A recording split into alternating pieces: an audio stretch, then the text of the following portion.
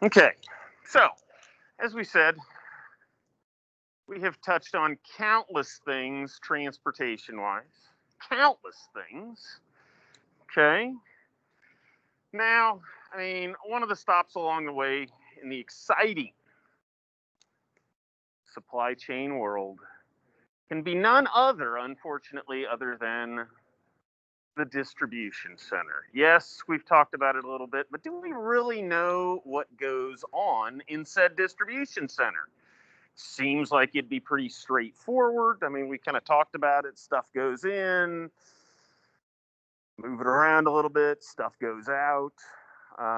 But it is definitely a part of what goes on in northern Kentucky a great deal in the world of logistics. Okay. Let's see. Brandon made it in. Okay. So, yeah, northern Kentucky, just again, much the same way that air parcel companies decide to locate in this part of the quote Midwest. Okay, your Louisvilles, your Cincinnati's, your Indianapolis's, your, I don't know, your Memphis, Tennessee's. These are all things that are centrally located around the vast majority of the population that lives in the eastern United States. Okay, as important as the western United States is, the overwhelming majority of us in the United States live out east. Okay, so when companies want to be able to send things to people in the eastern part of the United States, they find themselves locating in places like Hebron, Kentucky. In fact, the very first time that I had ever heard of Hebron, Kentucky, I was still calling it Hebron, Kentucky. Okay? Hebron, Kentucky. Never heard of Hebron, Kentucky, but I was calling it Hebron at the time. Okay? But now I know better. Okay? You guys hopefully know better. You could find yourself working in Hebron, Kentucky. Okay? But let's see, neither here nor there, I'll tell you.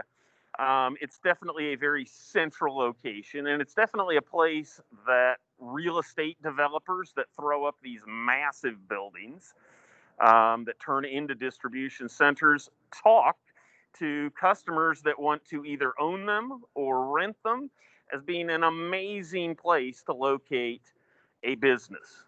Okay, and specifically something in the field of logistics. Okay, Amazon in the state of Kentucky has no fewer than 14 distribution centers spread out between Louisville, Lexington, and Hebron. 14. Okay, and when you think that worldwide they have around 140 distribution centers, 10% of them in the world are located here in Hebron, or pardon me, in the state of Kentucky. Okay, so when Amazon wants something, guess what? The state of Kentucky says, what can we do for you? And what you see going on over here at the airport with this massive prime air hub that they are building over here, they're widening roads, they're making new interstate exits. They are doing everything that they can to make Amazon happy because Amazon literally employs probably close to about 60,000 people in the state of Kentucky. And that's not even counting all of these delivery drivers that you see going out and about that they might drive Amazon vehicles, but they do not actually work for Amazon. Okay, they are basically parcel type delivery companies that contract with Amazon. So, there's all sorts of stuff. The economic impact of Amazon in Kentucky is massive. And again, it's because of the central location. Okay, so tons of distribution going on in the state of Kentucky, and a ton of it happening right up here in northern Kentucky. Okay, so if we were to look at this exciting collage of pictures that I have put together here for you, and I know that you're all quite excited. Von Honey is excited. Von Honey, head up, lift your head up, keep your head lifted up. Okay, so I mean, you've got all sorts of stuff that comes in to all these distribution centers, okay? I mean, you've got things coming in via air, okay? My nice little picture of the UPS airplane, okay? You've got all things coming in via ground, okay? You got all sorts of ground parcel carriers. Additionally, you got stuff coming in LTL carriers. You've got stuff coming in via containers. And just so you know what it looks like, I will tell you that this right here, this picture right here with the kind of weird looking midget container stuck on here, that is a 20-foot container that is on a very large chassis. And if somebody has a 20-foot container to get delivered to them, you're going to see one of these things cruising down the road, okay? Because unless they've got multiple of them, well, I mean, really, even if they do have multiple of them, the only way that you can get them into a dock door is to send them out individually like that, okay? Then we've got an exciting 53-foot container here, okay? But all modes and methods of transportation send stuff into distribution centers. It doesn't need to be any particular type of product, but naturally, if you are a Best Buy distribution center like there is in Louisville, Kentucky, guess what? It's going to be all sorts of stuff from Best Buy. If it's going to be something for Johnson & Johnson, the lovely company that makes baby oil, they are going to be sending in tons and tons of baby oil and various Johnson & Johnson products to their large distribution center in Lexington, Kentucky. Massive quantities of product coming from around the country, around the world, into these distribution centers. The form in which they get there, obviously, all sorts of a variety. Okay, and it's up to the individuals in these distribution centers to bring it in. Okay, bringing it in sounds like a fairly straightforward process. I'll tell you, it can be. It can sometimes be rather difficult because it's more than just simply offloading a truck and sticking it in the building. You've got to figure out what to do with it and all sorts of other exciting things that go hand in hand. But I'll tell you that, I mean, getting it to the dock door of the distribution center is just the first step of all of this, okay? And it takes a lot of effort sometimes to get it there. I mean, these containers, they might have traveled across the United States from the West Coast. They might have traveled part of the way across the United States from the East Coast or from the southeastern ports, okay? They might have been on some sort of a truck, but they're getting there just the same, okay? So we're going to talk a little bit about something called receiving. Okay, when you receive something into a distribution center, you are bringing it in, okay, you're unloading it, and then you are bringing it into the inventory, okay, because you've got to know what the heck you have in order to be able to send it out, okay. So, I mean, you've got a very exciting Dollar General distribution center that is located in a place called Shepherdsville, Kentucky, right here. Okay, distribution centers are not terribly exciting other than the fact that they are these massive concrete buildings, oftentimes rectangular in shape, and they have lots of dock doors. In fact, if you have a distribution center, oftentimes you want to have dock doors pretty much on every doggone side of the building, okay? You want to be able to back a truck up for receiving purposes, to bring stuff in, and then at the same time, we'll get to it later, to send stuff out, okay? Dock doors, dock doors, dock doors, okay? And when I talk about dock doors, I think here at Ignite, we have a dock door. I didn't ask if we could go on a tour of our receiving dock. Did you know that we have a receiving area here at Ignite? Did anybody know that? We actually do a receiving process here at Ignite. Now, it's for very exciting things like toilet paper, paper. What else could we receive here at Ignite? Sometimes there's textbooks. Eventually, probably within about 2 weeks, we'll have furniture. that will be logistics, and we'll get to get rid of all of these exciting old tables and stuff that we have here. Okay. But I mean, really, this, I mean, this right here, I mean, it's a concrete square, a concrete rectangle with a ton of dock doors. So trucks can back up into them and be offloaded. Okay. Offloading can take many forms. Okay. You can, I mean, if it's on pallets like we looked at back there once upon a time, I mean, it might be a forklift goes in on a truck, picks up the pallet, drags it off, maybe stages it somewhere so you can look at it. I mean, some customers, when they send stuff to a distribution center, they stack things on the floor of the trailers. Then you have to have all sorts of conveyors, whether they be mechanized or just the kind with little rollers that you have to manually push. Okay. I mean, you've got to get the freight off the truck and bring it into the building. So sometimes if you've got a customer that sends in something where it's all stacked, there are human beings that are unstacking it and putting it on conveyor belts that then bring those boxes into the building. Okay, nobody likes to unstack them, but when you're paying for space on a container, or sometimes when you're sending things across the United States on trucks, you can either choose to hand stack it onto the floor of a trailer and maybe fit the contents of about a trailer and a half, okay, onto a truck, or you can use 2 trailers and put it on a pallet, okay? You can definitely save a lot of money by putting it onto the floor of a truck, okay? But again, that causes you to have to spend labor on loading the darn thing. And then additionally, someone on the other end has got to unstack it, which can be some pretty physical type of work. Okay. So we've got said forklift driver here. We've got someone hanging out there in the truck, loading it on. And then you've got some sort of a mechanized conveyor belt right there. But regardless of how you get the product, you got to bring it in. Okay. And that leads us to this young lady right here. Look at this.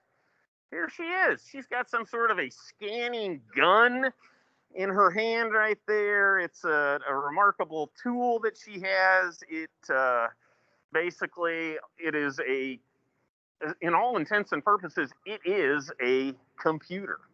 Okay, this little handheld device can literally tell her tell her thousands of things on what's going on in the distribution center.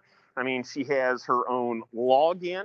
She logs into this RF gun that is right there. Okay. It connects via RF or radio frequency to some sort of an antenna. Maybe at the top of the building is generally where they stick them in distribution centers. And this thing communicates with the antenna, which then communicates to the overall computer system that the distribution center has that helps them track the inventory. It's known as, believe it or not, a warehouse management system, a WMS. Okay, I hate to say it, but that term is something that gets thrown around all the time in a building. And basically, that is the computer system that basically monitors and runs everything that goes on in a distribution center. Okay. So, individuals from, I mean, I don't know, I'd like to say that she is like a really high ranking type of individual in the distribution center, but no, she's probably just an hourly associate that is helping out in receiving. And she has various functions that she's supposed to do. She's logged in on her gun and she's required to do certain types of jobs. Okay. And in her case, right here, it is on the inbound side, inbound or the receiving part of the operation in the distribution center. Okay. To touch on just a couple of things, just about any sort of box that comes into one of these distribution centers, especially ones to companies that are larger Okay. Things are more than just somebody throws it into a box, puts it onto a truck, and off it goes. It's a lot more complicated if you are shipping something to a distribution center. Okay. The company that has the distribution center, they are going to say, you need to send me X amount of stuff. Okay. And they create a purchase order or a PO. Okay. It's basically an order that gets submitted electronically. Okay. And it tells whoever is going to be sending them stuff that they want X amount of stuff. And then there's like some sort of a numerical reference. Okay. Every company that's buying stuff, they buy it using a PO. Okay. Women in the office up front here at Ignite, when they purchase pens from Office Depot, they create a PO.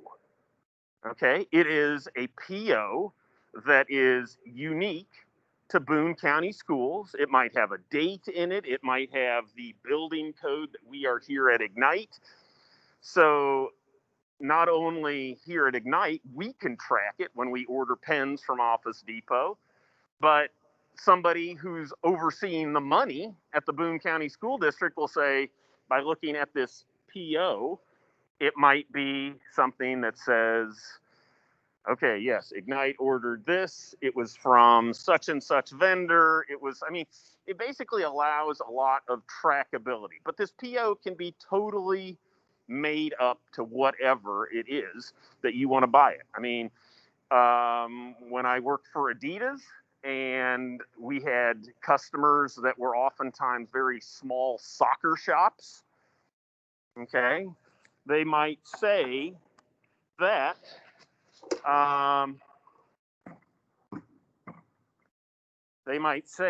this is, I don't know, this is for the girls' high school soccer team for whatever sort of school it might be. It might be something specific to that. Yes, sir.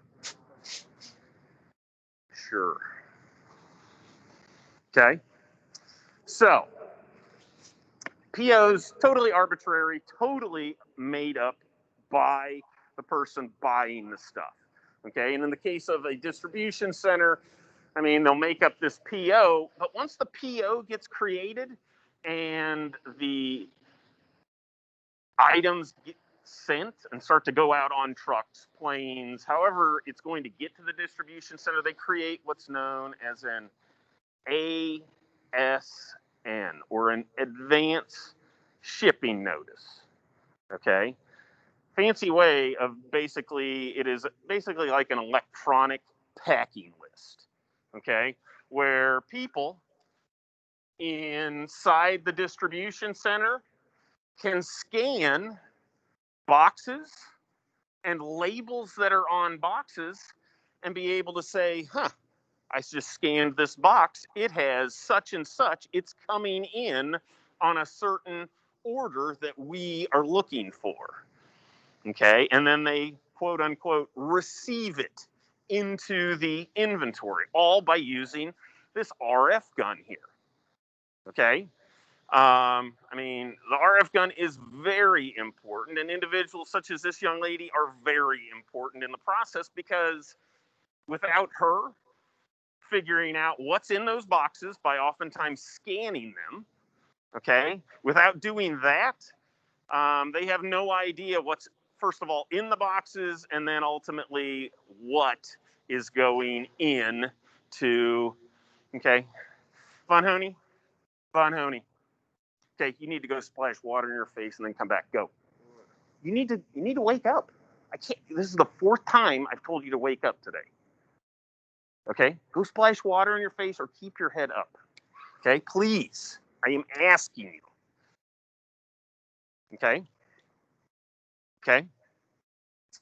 So, I mean, the process of receiving, very important. If you don't know what's coming in, you're not going to be able to send anything out. So, individuals such as this allow distribution centers to figure out what's in the truck, what's coming into inventory, and then physically add it to the inventory, or I should say systematically add it to the inventory. What you see right here is something that, believe it or not, is very similar to these UPS labels that oftentimes come to you in your homes. Now, if you actually were a company, you could scan your UPS tracking label, and believe it or not, by merely scanning that with an RF gun with a warehouse management system, you could scan that label and it would tell you exactly what was in the box.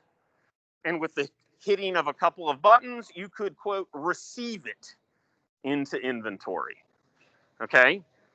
So I mean, really, it's, these crazy barcodes, I mean, by merely scanning this, it's going to tell you basically how many things are in the package, okay, what kind of product, or something known as a SKU, a stock keeping unit, okay? I mean, if we have Owen's sweatshirt right here that is a size, what size you wear? A small, okay? That would be one particular SKU. It would be maroon with black print on it, okay? That's one SKU, size small.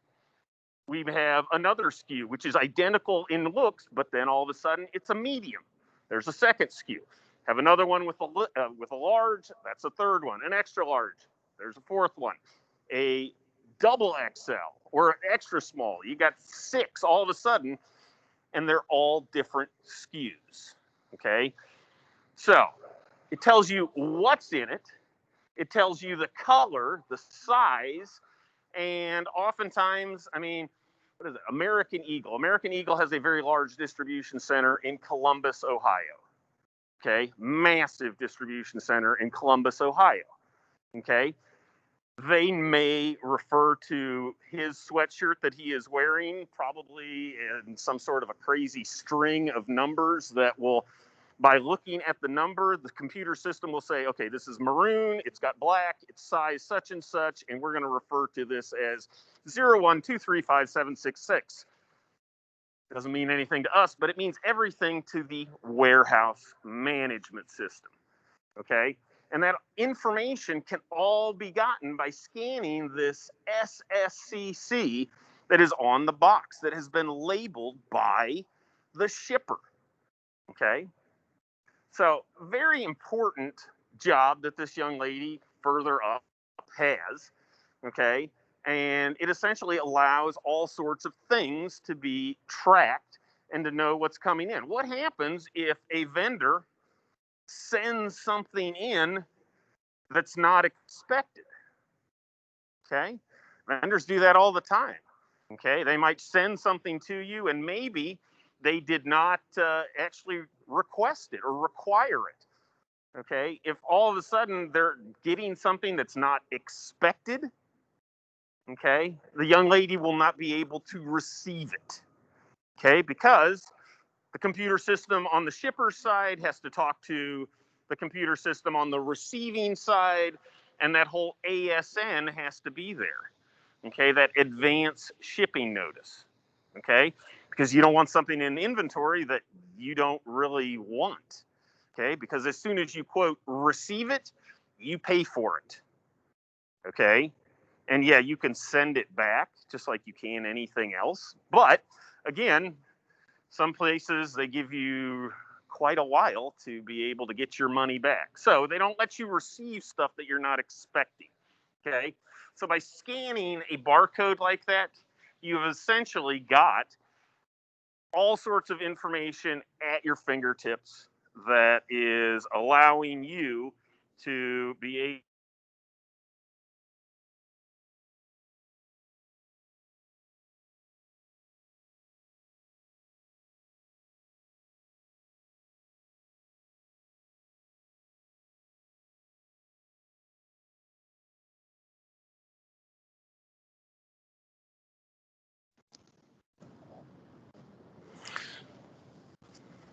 Okay, so with this right here,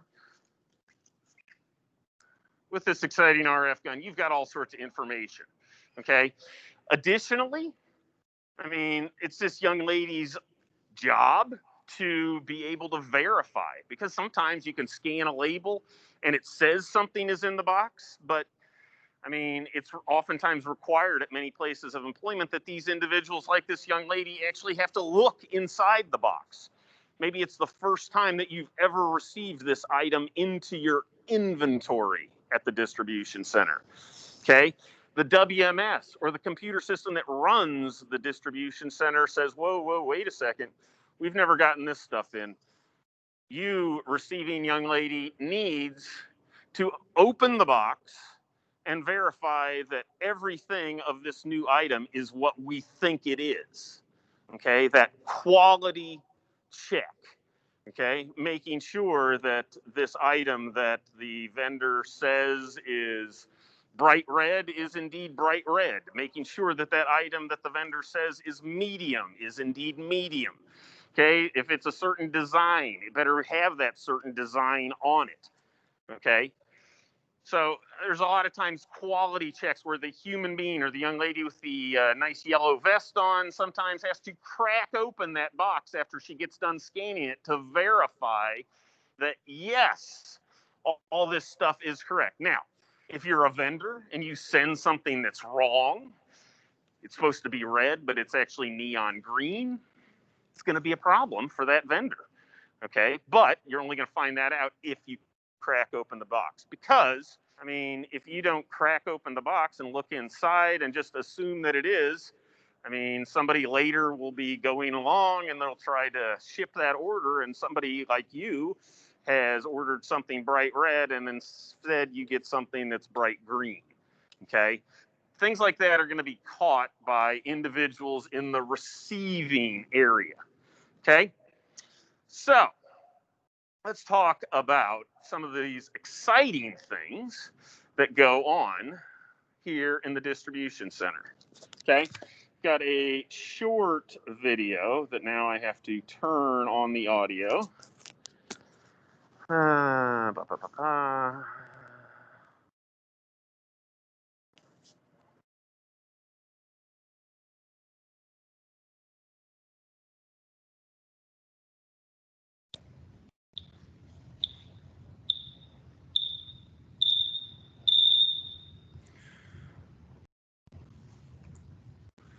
Okay, back to this.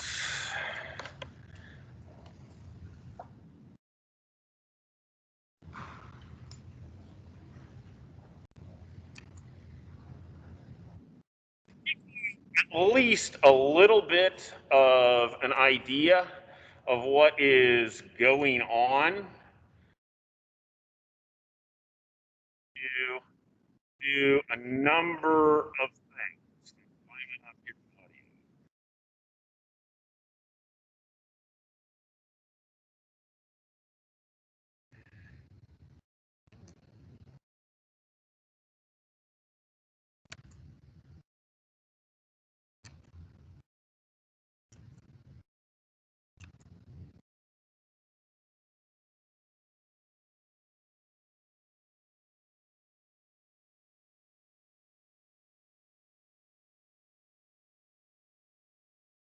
There,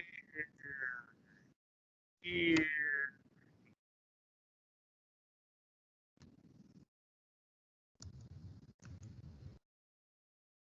Okay, so what you get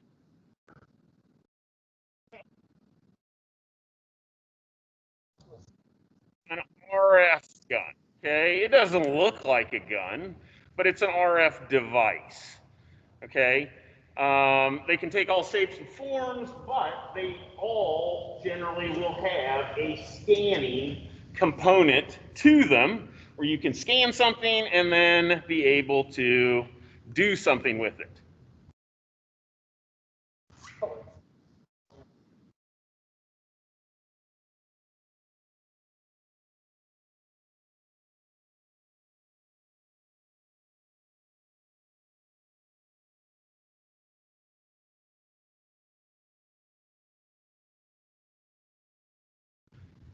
And essentially, I mean, everybody is able to, I mean, the RF guns may look differently, but everything that is going on here is the sort of thing that is going to have to occur in order to bring inventory into the building.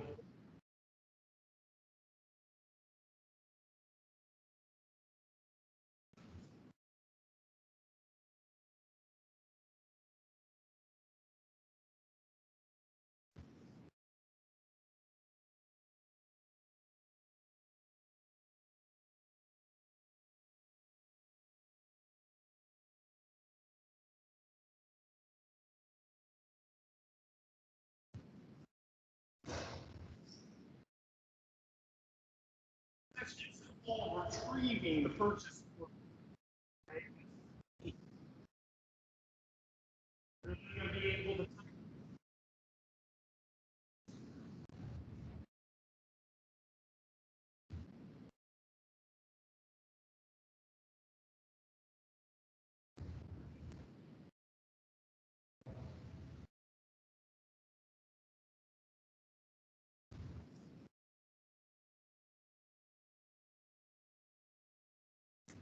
Okay, so I mean, basically, they're scanning barcodes.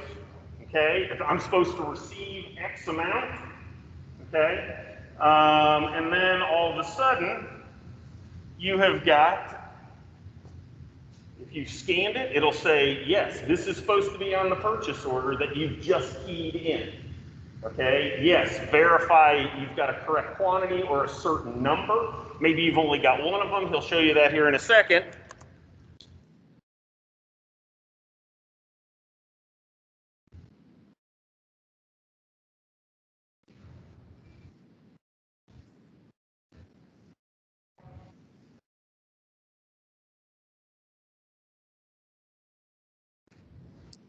Hang on, let me make sure. Doggone it.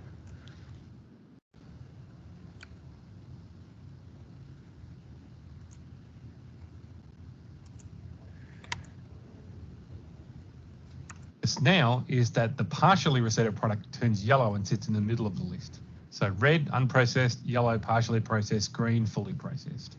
So now I can go to the third product. And in this case, once again, I'm going to receive the full quantity for that product.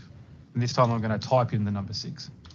Now I could leave this current line here, the partially receipted line, partially receipted, and go ahead and perform my receipt. Or I can open up that product again by scanning the barcode for it and then entering in my remaining quantity.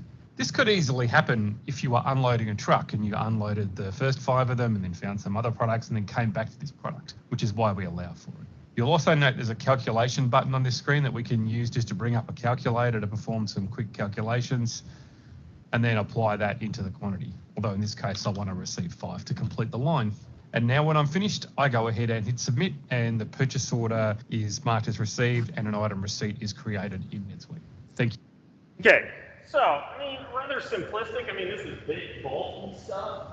You're talking about massive bunk beds and other types of very large things. But, I mean, it's a rather simplistic way to show you that, I mean, this is what receiving is. This is receiving as we know it today. It requires scanning of barcodes that tell them exactly what it should be. They bounce it up against what they are expecting on the purchase order, okay? And if it matches, you can receive it, okay? If they sent you 5 and you were only expecting 4, that would be a problem. If you were expecting 4 and you got 6, that would be a problem, okay? Basically, this is the final check that brings it into the inventory and then allows everything to occur thereafter. Okay? So, fairly straightforward. It's all using RF. You can imagine how something like this might possibly also be manual. Okay? If you were, I don't know, you were a local Dairy Queen and you see all of these trucks that sometimes pull up and unload all these Dairy Queen supplies, and human beings saying, okay, I've got 3 boxes of chocolate mix for the for this. I got strawberry topping. I got this. Check, check, check, check, check. I mean, the same sort of thing could be done manually. Okay, when you receive something, But whether you are a restaurant or a distribution center, things are being received much the same way that goes on here at the Ignite receiving dock. Okay, a truck pulls up. Hey, I've got 2 pallets of stuff here for you. There's going to be a packing list. Somebody, probably going to be from our custodial crew, that will, quote, receive it in. Okay, they'll verify, yep, I got this, I got this, I got this, I got this, and yep, we're good. Okay? Same thing goes on at a distribution center. To show you something else that goes on. Okay? Here is something that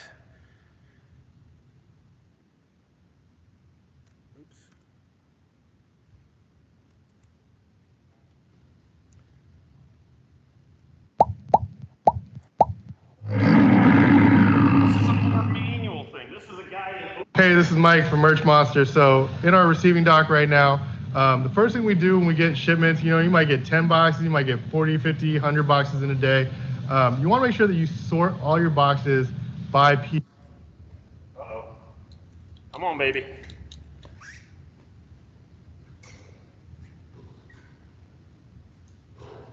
Are we dead?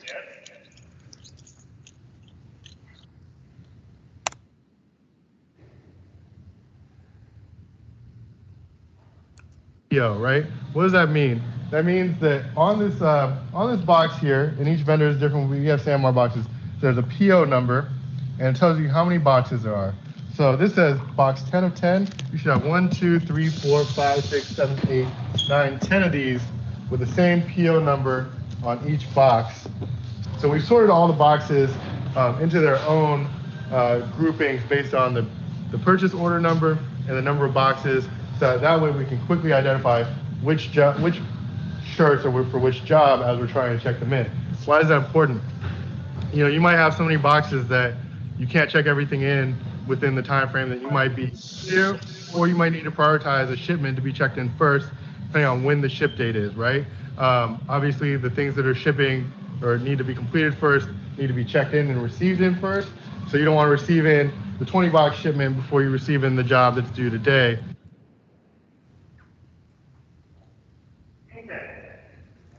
So, definitely a bit different.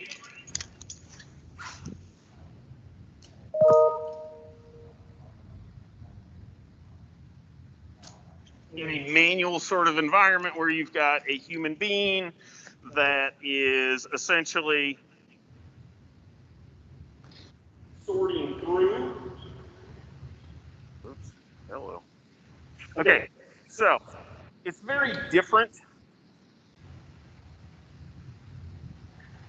Very different from a typical type of distribution center, but the same sort of process goes on in smaller companies like this guy's or here at Ignite. Okay, they've got a purchase order, they verify what comes in this case it looks like it's smaller type of stuff, it's coming in via UPS ground, FedEx ground, something like that, and he's got to be able to verify the contents of these boxes.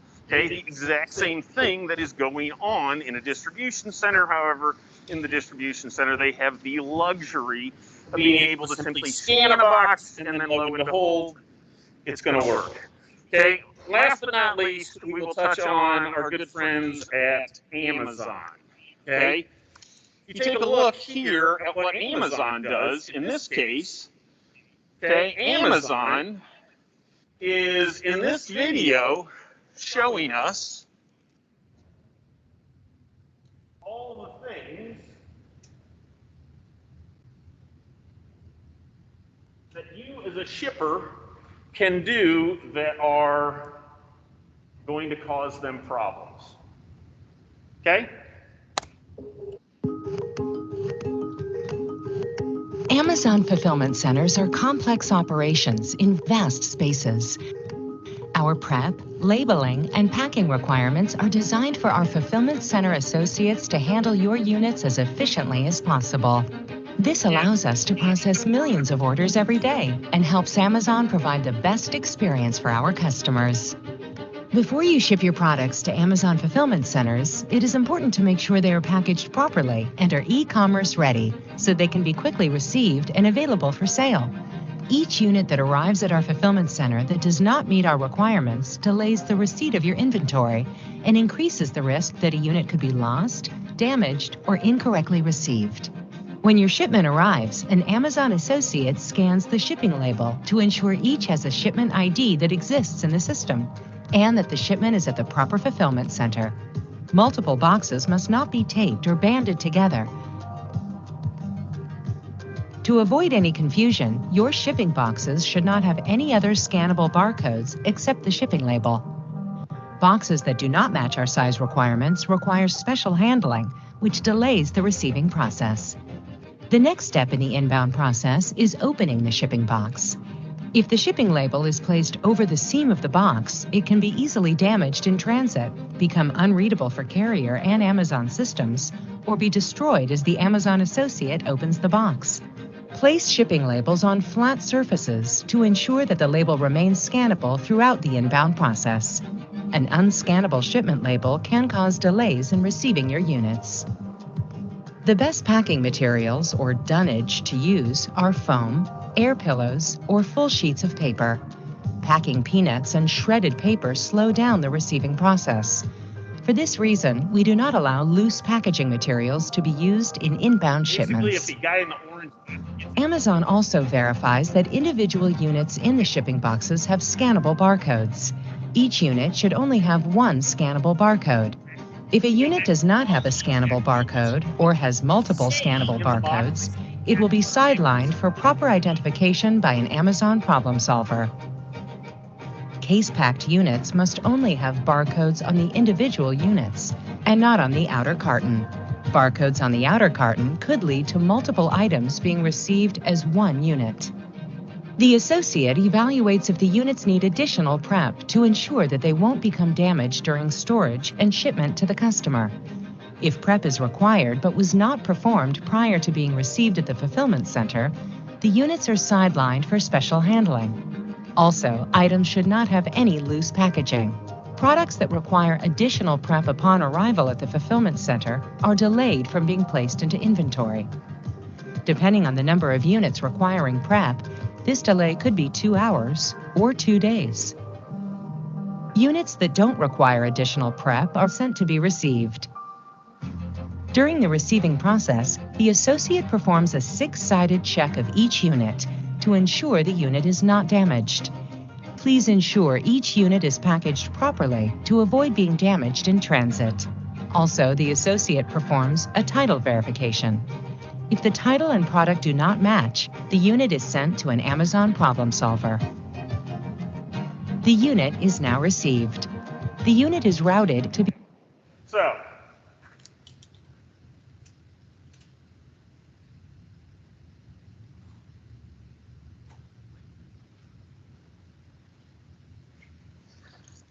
countless things can obviously go wrong.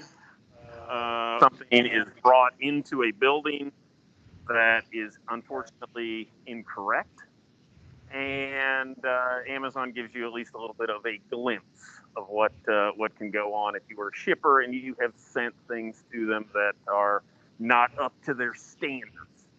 Okay, but this little process that goes on, I mean, this is what's going on every single day within a distribution center, and all in an effort to make sure that the product coming into the building is exactly what Amazon wanted and exactly how Amazon wanted. Okay, and this is what every single company that has a distribution center does. Okay, because the name of the game at a distribution center is ultimately to get rid of the product that comes in. Okay, and that means to ship things to the ultimate customer. Okay, the customer that all of us are, the customer that is so very demanding in terms of what we want. We want it, how we want it, and if lots of extra money has to be spent in getting it ready before it can go, well, I'll tell you, unfortunately, that's not going to work out too terribly well. So, just to give you a little bit of a glimpse as far as receiving. Okay. So I will tell you, we will probably stop right here. I will say one thing, okay, and I like to have everybody's heads up.